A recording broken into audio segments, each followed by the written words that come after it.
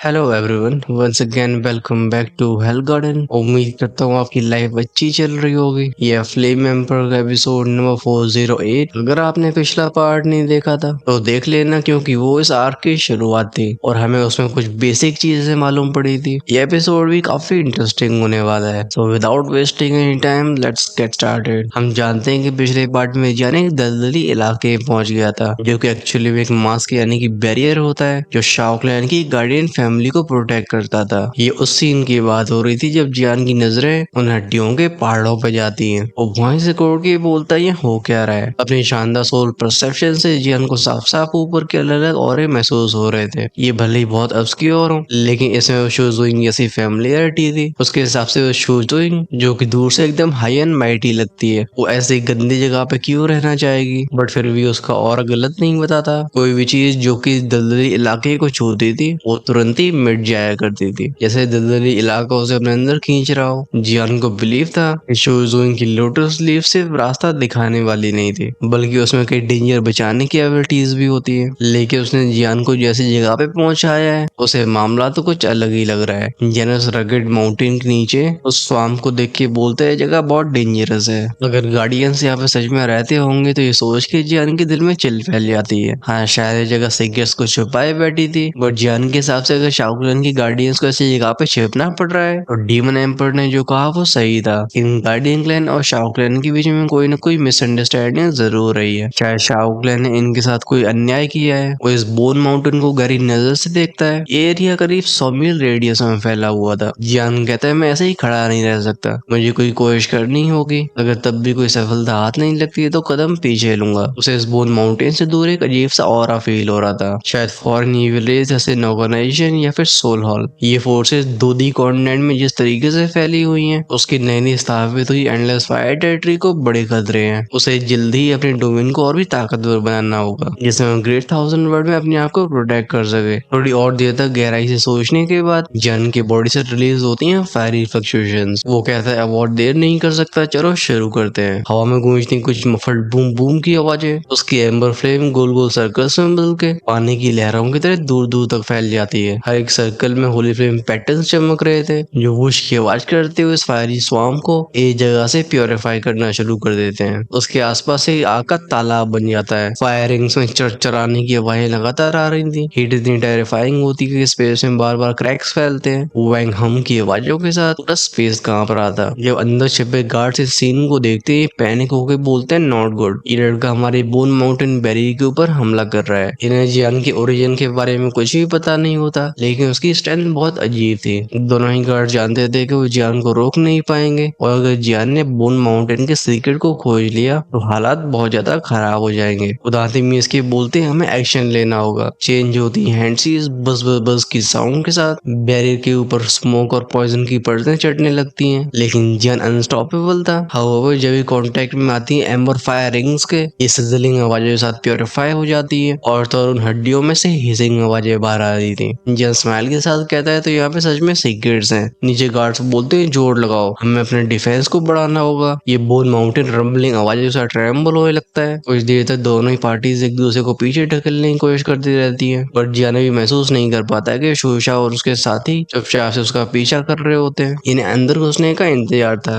एक point of time की बात है जब गार्ड्स को फील होता है कि बैरियर लंबे समय तक टिक नहीं पाएगा। अब जियान था एक मिड से 7 स्टार दोशियान, और उसके पास बहुत सारी पावर्स होती हैं। धीरे धीरे जियान के कान में आती है क्रीक क्रीक की आवाजें। ये हड्डियों से बना हुआ डरावना माउंटेन इसी प्रोटेक्टिव बैरियर की तरह बाहर आने लगा था। अंदर एक पैराडाइज जैसा होता है, जगह जगह पे गोल गोल स्पॉट्स बन रहे होते हैं, और उस ट्रांसपेरेंट बैरियर के अंदर जियान को कई स्पिरिचुअल ट्रीज और झरने दिखाई देते हैं। खासकर अंदर जो स्पिरिचुअल ऑरे से भरा धुआं फैला होता है, वो माहौल को और भी डिवाइन बना रहा था। इस स्मोक के बीच में इंसानों की जिंदगी के निशान साफ थे। स्पेशली बैरियर के अंदर जियान को ऊंचे ऊंचे पहाड़ों के ऊपर से जो ऑरे फील होते हैं, इनकी स्टैंड दूषण या फिर इनकारनेशन तक भी होती है। हमारा भी ध्यान जाता है एक हाफ माउंटेन के ऊपर जो एक सिंपल सा गार्डन था। जगह जगह पे फैली होती है उन रेयर मेडिसिन हर्ब्स की खुशबू। उन जड़ी बूटियों पे टप टप टप की साउंड के साथ कई पानी की बूंदें गिरती हैं, साफ था कि इस बगीचे का बहुत अच्छे से ध्यान रखा गया है। बट एक गार्डन भी इतना ब्यूटीफुल नहीं होता जितनी इंचेंटिंग यहाँ पे एक फिगर होती है। अभी तो हमने उसका चेहरा भी नहीं देखा होता, लेकिन साइड व्यू से भी उतनी ब्यूटीफुल थी कि नया ने कितनी ब्यूटीज अपनी खोज खो दें। उसके तो झरने जैसे बाल खुले होते हैं, बस उसकी मौजूदगी में ही एक अलग ही टेम्परामेंट होता है। फेलिबोन माउंटेन के अंदर की असली दुनिया थी और यहीं पे शाओकलैन के गार्डियंस का आखिरी पैराडाइज था। स्पेशली वो औरत जिसकी सुंदरता के सामने सब कुछ फीका पड़ जाए। ये शायद जियान के 100 ईयर कॉन्ट्रैक्ट से जुड़ी हुई थी। एक्चुअली में नीचे पौधों पे जो बूंदें टपक रही होती है वो उस औरत की हथेली से निकलने वाली आइस एनर्जी से बन रही थी। वो फिगर खुद से बोलती अजीब बात है, मैं हाल ही में इतना रेस्टलेस क्यों फील कर रही हूँ। मुझे पिछले काफी समय से लग रहा है कि कुछ बड़ा होने वाला है। ऐसा लगता है इस वाटर को ऑब्जॉर्व करके वो जड़ी बूटियां भी एक्साइट हो जाती हैं। वो कहती है ठीक है, वानिया गार्डन की देखभाल पूरी हो गई, मेडिसिन बात का समय है। उम्मीद है मैं थोड़ी समय में सिक्सटा दूषण के शक्ल्स को तोड़ दूंगी, तब मैं मिस्ट्रेस की परमिशन से उस चीज को ले सकती हूँ। हाँ शाओकलैन, ये नाम तो एंशिएंट है, लेकिन तुम लोगों ने जिस तरीके से हमें छोड़ा, मैं उसकी आंखों में कोल्ड लाइट होती है और चेहरे पे थोड़ी सी नफरत झलक रही थी। थोड़ी देर बाद उसकी मेडिसिन बात की पूरी तैयारी हो जाती है। उसकी नजरें सामने के तालाब के ऊपर जाती है और आंखों में स्टबर्डनेस दिखाई देती है। मेडिसिन बात का काम था पूरी बॉडी को powerful banana, but of course body के ऊपर इसके और भी प्रभाव होते हैं। अगर उसके अंदर वो होली फ्लेम ना होती तो शायद वो इस मेडिसिनल बात को सह न पाती। वो धीरे से हाथ क्लेंच करके बोलती कम ऑन, एक एक करके उसके क्लोज हटने लगते हैं। फाइनली सामने आती है उसकी वो डेलिकेट बॉडी जो बिल्कुल सफेद जेड जैसी होती है। गूंजती एक प्लॉप की आवाज, वो पानी के अंदर चली गई थी। ऐसा होते ही पूल के पानी में कई स्वर्ड्स बनने लगते हैं। कुछ सीसी की आवाजों के साथ फैलता है वो आईसी ऑरा। हाँ ये सच था कि वो इस मेडिसिनल बात को कई बार ले चुकी होती है, लेकिन इस बार का कोल्ड टच कुछ अलग था कि होली फ्लेम की कोल्ड हॉट पावर से बस थोड़ी सी कम। और फाइनली उसकी खोपड़ी भी स्प्रिंग पूल में डूब जाती है। जैसे पूल की कलरफुल एनर्जी फ्लेकर करने लगी थी। इस पूल में जो मेडिसिन हर्ब्स मिली होती है उनकी प्योर पावर समा रही होती है उसके शरीर में। अभी दो पफ पफ की वजह से दो फ्लेम के क्लस्टर अपीयर होते हैं। ये अलग अलग रंगों की फ्लेम्स थी, लेकिन इंटरेस्टिंग चीज ये होती है कि इनके बीच में फ्यूजन का साइन दिखाई दे रहा था। अगर जियान यहाँ पे होता तो इन दोनों फ्लेम्स को देख के वो हैरान रह जाता, क्योंकि ये थी होली फ्लेम्स। इनमें एक ब्लू कोल्ड फ्लेम थी जिसे सुजुइन ने इस्तेमाल किया था। ये रैंकिंग में 15 से ऊपर होगी। सुजुइन की स्ट्रेंथ और टैलेंट जियान से कम नहीं था, फर्क बस होता डिटर्मिनेशन और परसेवरेंस का। तभी सुजुइन के अंदर की एजिटेशन और बढ़ जाती है। वो सोचती है मेरे साथ ऐसा बार बार क्यों हो रहा है। उम्मीद है बोन माउंटेन का एंट्रेंस सेफ रहे। फोकस करती है स्प्रिंग पूल की एनर्जी को ऑब्जॉर्व करने पे। हर बार जब वो दोनों फ्लेम के क्लस्टर्स पास आने की कोशिश करते थे जैसे वो फ्यूज हो सके, लेकिन तभी इनके बीच में क्रिएट होता है एक फियर्स रेजिस्टेंस जो कि हम की आवाज के साथ एक दूसरे को अलग कर देता था। जब यहाँ पे अब्जॉर्प्शन प्रोसेस चल रही होती है हम बाहर के सीन को देखते हैं। अभी जियान को बैरियर को ब्रेक करने की कोशिश करते हुए करीब 15 मिनट हो चुके होते हैं, लेकिन वो चाहे कितनी फोर्स लगा रहा हो उसकी पावर बैरियर के किनारे पहुंच के गायब हो जाती थी। जियान बोलते अजीब बात है, ये बैरियर टूट क्यों नहीं रहा। उसने सोचा था कि पॉइजनस बैरियर की वजह से है, लेकिन उसे बार बार कुछ गलत लगता है। एक कोल्ड स्नॉट यानी कि हम की साउंड के साथ उसकी पावर्स पर जो स्ट्रेंथ रिलीज होती है। टेक्निक का नाम था यू मिंग एंट्रेंस। ये बूम की आवाज के साथ गिरती है स्कॉर्फ लैंड के ऊपर, तुरंत ही बोन माउंटेन के ऊपर के वॉइड क्रैक्स और भी तेज हो जाते हैं। फाइनली 10 फीट बड़ा क्रैक बना था। ये देखिए जियान हंस के कहता है मैंने ढूंढ लिया। हाथ में एंशिएंट इटर्नल रूलर आती है, उसका फिगर सीधा आगे बढ़ गया था। दूसरी तरफ जब एक सेकंड पहले जियान ने अपने स्पिरिचुअल अटैक को रिलीज किया था, दोनों गार्डियंस पफ की आवाज के साथ खून उगलते हुए पीछे चले जाते हैं। ये हड़बड़ा गए थे। ये तुरंत ही समझ जाते हैं कि इनका सामना एक सोल पावर के मास्टर से हो गया है और आंखों में अंधेरा छाने लगता है। ये जब तक थोड़ा सा रिकवर कर पाते हैं, ब्लैक लॉर्ड जियान इनके सामने खड़ा था। वो मुस्कुरा के बोलता है फ्रेंड्स क्यों तुम मुझे रास्ता दिखाओ। रूलर हमिंग साउंड निकालती है, जैसे अगर इन दोनों ज्यादा ड्रामा किया तो इनकी बैंड जरूर बजा देगी। दोनों गार्ड्स की भौहें चढ़ जाती है। ये मनी मन में डैमेज करते हैं। इनकी खोपड़ी के ऊपर से बैम्बू हेड्स हटती हैं और रिलीज होता है वो ऑरा जिसे जियान बहुत फैमिलियर था। साफ था कि दोनों वही मास्टरमाइंड्स हैं जो लोगों को बुन माउंटेन में एंटर करने से रोकते हैं और ये शाओकलैन के गार्डियन से जुड़े हुए हैं। जियान हल्के से ऑपरेसिव ऑरे के साथ बोलता है यूजलेस स्ट्रगल मत करो, मैं यहाँ पे एक प्रॉमिस को निभाने के लिए आया हूँ। जैसे ही फेंट फ्लक्चुएशन फैलती है वो दोनों गार्ड सर से पांव तक हिल गए थे। कांफ के डिसबिलीफ के साथ बोलते तो तुम कौन हो। दूसरा तो सीधा बोल देता है who the hell are you. Jian का ब्लड लाइन और जेन्युइन था। जियान हल्की स्माइल के साथ बोलता है क्योंकि तुम पहचान गए हो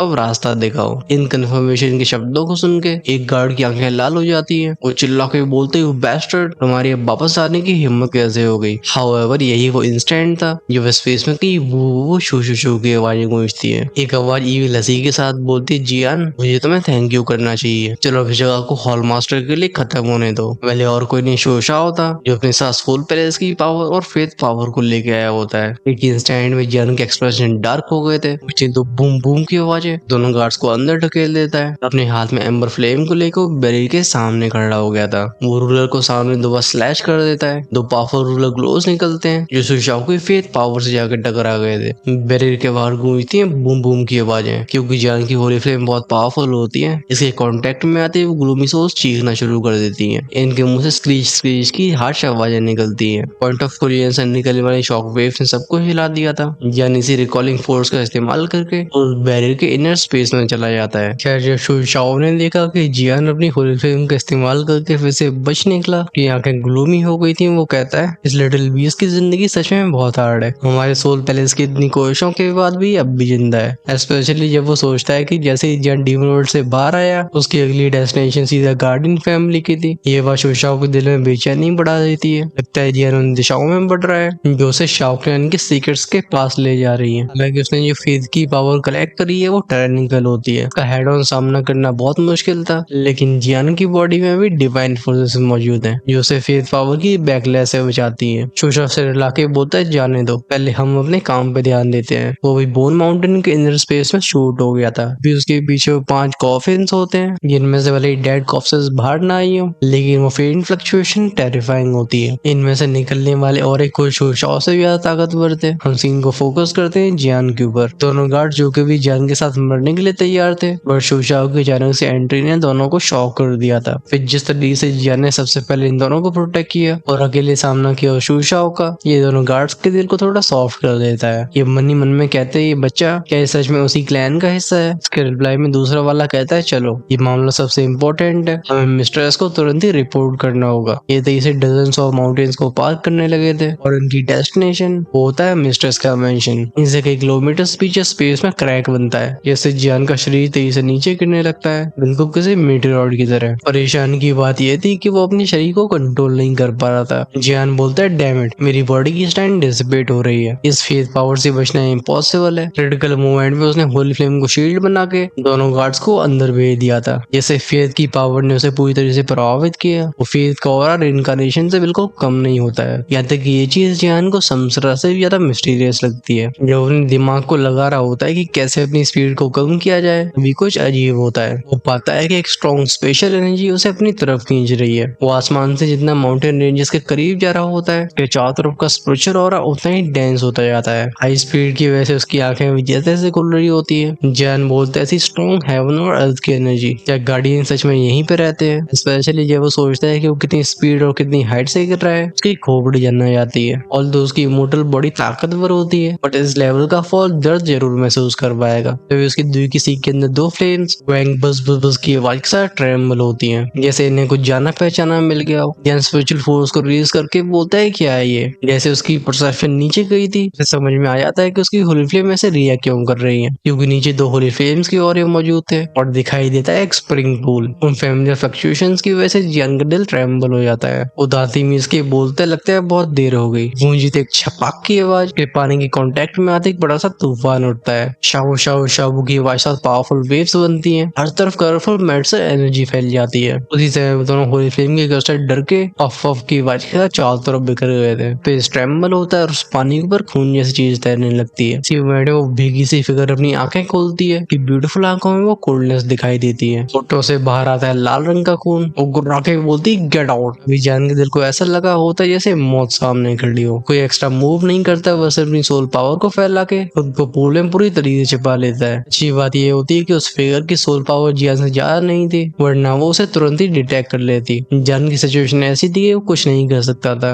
बस इस पूल का पानी ट्रांसपेरेंट नहीं होता है, ये भरा होता है मेडिसिन लिक्विड की एनर्जी से, जो उसकी छुपने में हेल्प करता है। उसे शौक तब लगता है जो पाता है कि उसकी दुखी और होली फ्लेम्स मोबिलाइज नहीं हो सकती। वो बस यहाँ पे सोल पावर का इस्तेमाल कर सकता था। अगर ऐसी सिचुएशन में बाहर निकला तो उसकी चटनी बन जाएगी। पानी की सरफेस धीरे धीरे काम होने लगी थी। काफी समय तक कोई भी आवाज नहीं गूंजती। अभी वो फिगर जो कि पानी के ऊपर हवा में बैठी होती है, उसकी ब्यूटीफुल आंखें पूरे पुल को स्कैन करती हैं। वो भौं से कोड़ के बोलती है शेमलेस, उसके नीले बालों से सीधी सीधी आवाजें करते हुए। वो ऐसी ऑरा फैला था जिसमें एक्सट्रीम कोल्ड और हॉट वेदर दोनों ही होते हैं। पुल में छिपा हुआ जियान जब इन फ्लक्चुएशंस को सेंस करता है, वो हैरान हो जाता है। अपनी सोल फोर्स से इन फ्लक्चुएशंस को पहचानने की कोशिश करते हुए जियान कहता है अजीब बात है, ये पावर इतनी जानी पहचानी क्यों लग रही है। फेथ की पावर की वजह से भी जियान की नजरें क्लियर नहीं हुई होती और ना ही वापस आई होती उसकी स्ट्रेंथ, लेकिन होली फ्लेम का जो इनेट परसेप्शन होता है उसकी वजह से वो चीजों को फील कर पाता है। एंड एज और उस लड़की का चेहरा जियान उसे अब तक इग्नोर करता आ रहा था। हाउएवर अचानक से उसकी आंखें श्रिंक हो जाती हैं। वो मन ही मन में सोचता है, वेट, क्या मैं इतना अनलकी हो सकता हूँ? तो इस पानी की सरफेस के ऊपर हजारों नीले रंग की ऐसी सोर्स कंडेंस होती हैं। फाइनली वो वुमन धुएं से बाहर आई थी। उसकी वो नागिन जैसी कमर और बॉडी से फैलने वाली वो हल्की सी फ्रेग्रेंस, बट उसके पैर जहाँ जहाँ पड़ते हैं स्पेस फ्रीज हो जाता है। कुछ ही पलों में उसकी बॉडी को एक ऐसी आर्मर ने ढक लिया था।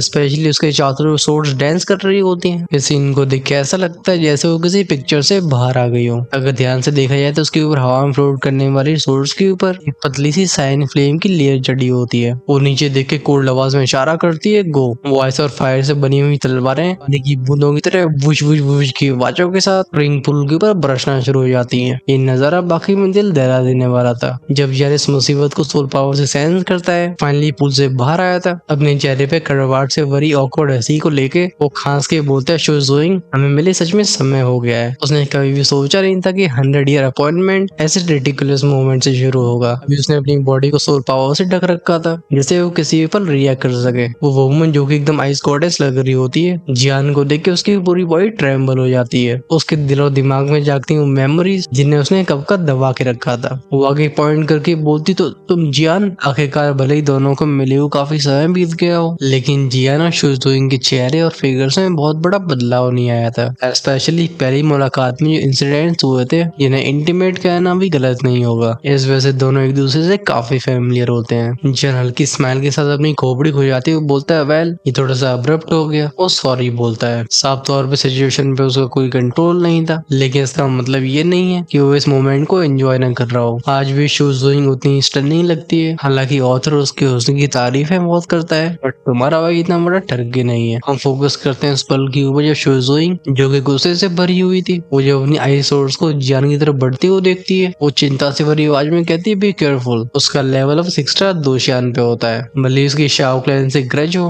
लेकिन उसे प्राइवेट और पब्लिक चीजों में फर्क पता होता है। अफसोस की बात है, जब वो आइस सोर्स को कंट्रोल करने की कोशिश करती है तो पता चलता है सरप्राइज की वजह से उसका सोर्ड के एनर्जी से कांटेक्ट टूट चुका है और शायद बहुत देर हो चुकी थी। ये आइस एंड फायर सोर्ड, जो कि होली फ्लेम रैंक नंबर 23 से बनी होती है, वो डोंग डोंग डोंग की आवाज से जियान की बॉडी से टकराती है। लेकिन साउंड अजीब थे। इंसान से टकराने पे ऐसी आवाजें तो आनी नहीं चाहिए थी। जब शॉक वेव्स और फ्लक्चुएशंस के क्लियर होने के बाद शुजुइंग जियान को सुरक्षित खड़ा हुआ देखती है। वहीं पे उसकी वो टायरेनिकल आइस फ्लेम से बनी सोर्ड चकनाचूर हो गई थी। शुजुइंग के चेहरे पे स्टन्ड एक्सप्रेशन अपीयर होते हैं। फिर गार्डियन अटैक्स की पावर से एक्स्ट्रा 2 शान की मिड स्टेज की थी, जिनमें होली फ्लेम की पावर मिली होती है, लेकिन फिर भी जियान के शरीर के ऊपर कोई खरोच भी नहीं है। अब जब सामने की पार्टी को कोई नुकसान नहीं पहुंचा है, इस वजह से उसके दिल की नरमी गायब होती है। एक्सप्रेशंस और भी चिल्ली हो जाते हैं। अगर यहाँ पे और कोई होता तो ठीक था, लेकिन सामने शाओ क्लैन का डिसेंडेंट खड़ा है जिसे उसका 100 ईयर एग्रीमेंट था। ये सोच के उसकी नफरत और बढ़ जाती है। जब वो जियान की स्टैंड को जज करती है, उसके दिमाग में आती है 2 पॉसिबिलिटीज। पहली ये कि जियान की पावर उससे भी ऊपर जा चुकी है, या ऐसा हो सकता है कि लड़का अपनी फिजिकल स्ट्रेंथ और सोल पावर पर फोकस करता हो। बस शुजुइंग को यकीन था कि पहली पॉसिबिलिटी सही है। जियान क्लियर शब्दों में बोलता है, मैं उस 100 ईयर अपॉइंटमेंट को पूरा करने के लिए आया हूँ और अभी भी वो 100 साल निकले नहीं है। उम्मीद है अब तुम मुझे शाओ क्लैन के सीक्रेट्स बताओगे। असल में शुरुआत से शुजुइंग के कानों में जो कहानियां गई हैं, उसकी वजह से शाओ क्लैन की आइडेंटिटी और कैरेक्टर से शिकायत थी, और अब शाओ क्लैन का ये मेंबर इस तरीके से उससे मिल रहा है, यहाँ पे मिसअंडरस्टैंडिंग और भी डीप हो सकती थी। आखिरकार जियान सीधा उसकी मेडिसिन बाद में घुसाया था। शुजुइंग के कैरेक्टर के हिसाब से लड़के की मौत तय होनी चाहिए। वो कंटेम्प्ट के साथ बोलती, 100 ईयर अपॉइंटमेंट नहीं, मैं तुम्हारे सब कुछ साफ कर देती हूँ। तुम्हें शाओ क्लैन के सीक्रेट्स को जानने की कोई जरूरत नहीं है, तुम वापस जा सकते हो। स्पेस क्रीकिंग आवाज़ों के साथ फ्रीज होना शुरू हो गया था। चेहरे पे बस नफरत ही नहीं बल्कि डिस्गस्ट भी दिखती है। जियान कहता है, अभी जो भी हुआ वो मेरी मजबूरी थी। मैं उसी लोटस लीव से स्पेस में आया हूँ, लेकिन जो वो माउंटेन के ऊपर हमला हुआ है, मैं यहाँ पे उसी वजह से पहुंचा हूँ। जियान जानता था कि अगर वो इस गलत फहमी को साफ नहीं करता है तो शुजुइंग और भी स्ट्रांगली मान लेगी। शाओ क्लैन के लोग ऐसे ही होते हैं। खैर उसके शब्दों का इफेक्ट होता है एकदम उल्टा। हाथ में फ्लेम को इकट्ठा करके शुजुइंग कहती है, असॉल्ट। जियान, क्योंकि तुम शाओ क्लैन की ब्लड लाइन को रखते हो, मैं इसलिए तुम्हें इग्नोर करती आ रही थी, लेकिन अब सब कुछ साथ में हो गया है। तुमने एक्चुअली मेरी मेडिसिन गार्डन में घुस के मेरी इज्जत के ऊपर हाथ डालने की कोशिश की। अब बताओ इसकी क्या एक्सप्लेनेशन देना चाहोगे। हवा सी की आवाजों के साथ ठंडी हो जाती है। चारों तरफ के आइसी चिप्स घूमने लगते हैं। पुल में से राइज होती है हॉट एंड कूल फ्लक्चुएशंस। शुजुइंग को जियान की ओर भरोसा नहीं था। वो एक्चुअली डिप्रेस भी होती है कि जब जियान से उसकी पिछली बारी मुलाकात हुई थी, वो पल उसके लिए इंसल्ट में क्यों बदल गया था। एक्चुअली 10 सालों पहले जियान को पूरा मौका मिला था। अच्छी बात यह है कि जियान ने इस मौके का फायदा नहीं उठाया, लेकिन अब फिर से सीन क्रिएट हो गया था। इस गार्डियन क्लैन में स्ट्रेंथ, टैलेंट और ब्यूटी में सबसे ऊपर होने की वजह से सारे मेंबर्स उस पर बहुत भरोसा कर देते। वो भी रिस्पॉन्सिबिलिटी को उठाना चाहती थी, लेकिन जियान ने उसकी दुनिया को बार बार बदल दिया। वो गुर्रा के बोलती शाओ क्लैन के डिसेंडेंट्स हमेशा इतने घटिया और बेशर्म होते हैं। उसकी बॉडी को सेंटर बना के बैंग हम की आवाजों के साथ गोलाकार के रिपल्स फैलने लगती है। जियान स्टन खड़ा था, ऑलमोस्ट खुद को गाली देने से रोक नहीं पाता। जियान सोचता है आखिर ये सिचुएशन कैसी है। देखते देखते वो कोल्ड पावर और हॉट फ्लक्चुएशन और इमर्सल पूल के एरिया को ढक लेती है। जियान के ऊपर बूमिंग आवाजों के साथ अटैक्स लॉन्च होने लगे थे। फिर रिप्लाई में वो तुरंत ही अपनी दोषण और को एक्टिवेट करने की कोशिश करता है, लेकिन अभी वो अपनी पावर को बहुत ही बेसिक लेवल पे ही कंट्रोल कर पाता है। तीसरे अटैक से बचते हुए बोलते शोजोइंग ये एक मिसअंडरस्टैंडिंग है, उसे रिकवरी में समय लगने वाला था। वहीं पे इस लड़की का किलिंग इंटेंट हर एक सेकंड के साथ और भी मॉन्स्टर्स हो रहा था। पूरा इलाका एक आइस और फायर का पर्गेटरी बन जाता है, बट ऐसा लगता है इस पूरे गार्डन को एक स्पेशल एन्चेंटमेंट ने कवर कर रखा था। यहाँ पे जो भी फ्लक्चुएशंस फैल रही होती हैं वो बाहर ट्रेवल नहीं कर पाती। जैन दोबारा से डार्क एक्सप्रेशन के साथ बोलते मेरी बात सुनो। इस शरीर की पावर धीरे धीरे रिकवर हो रही थी। जैन को बिलीव था कि उसे बस थोड़ा सा समय चाहिए और उस फेथ की पावर के असर को पूरी तरह से डिसिपेट कर देगा। और अपनी फिजिकल बॉडी और सोल पावर के डिफेंस की वजह से उसने शूजिंग के अटैक्स का सामना कर लिया था, लेकिन उसे अपने शरीर में एक इंटेंस पेन फील होता है। शूजिंग जियान की बात को इग्नोर मारती है। वो हाथ उठा के बोलती है वन हनियन सोर्ड, स्पेशली जब वो जियान की सोल परसेप्शन के बारे में सोचती है। इसका मतलब ये है कि वो खुद को जब तक उस आर्मर से कवर कर पाई थी तब तक जियान ने उसे जरूर सेंस कर लिया होगा। वेंग की साउंड के साथ उसका सायन फ्लेम और एक सायन फ्लेम सोर्ड में ट्रांसफॉर्म हो जाता है। ये तलवार उसकी बॉडी से परफेक्ट मैच करती थी। इसकी आउटर लेयर कोल्ड एनर्जी से बनी होती है और अंदर बहरा होता है वो स्कॉचिंग लावा। शूजिंग सायन सोर्ड से जियान की तरफ पॉइंट करके बोलती जियान तुम्हें यहाँ पे आना नहीं चाहिए था।